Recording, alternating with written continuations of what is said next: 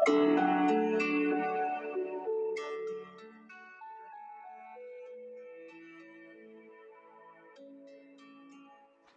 پامیر چینل ګرانو ګډونوالو السلام علیکم ورحمت الله وبرکاتو.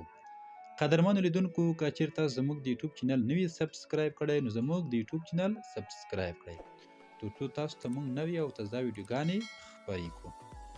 محترمینو دا ځل درته داسې یوه کورنۍ نسخه ښایم چې نتیجه به یې په څو لنډو ورځو کې ووینئ. عزتمندو لیدونکو تاسو به د لونګ نوم اورېدلی وي او ورسره اشنا به وئ.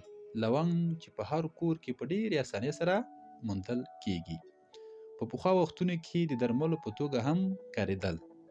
لونګ په خپل جوړښت کې اوسپنه، میکانیزم، پوتاشیم، فایبر او ویټامینونه لري. همدا توکي د بدن روغتیا لپاره ډېر ګټور تمامېدلی شي. عزتمندو لیدونکو طریقه یې په دې ډول دی.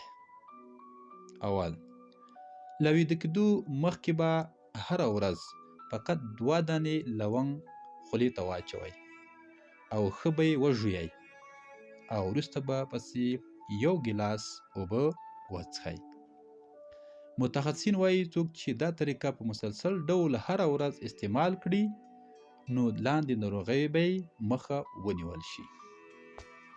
اول، د معدې تیزاب به یې کنټرول شي. دویم، دوامداره قبضیت به یې ورک شي.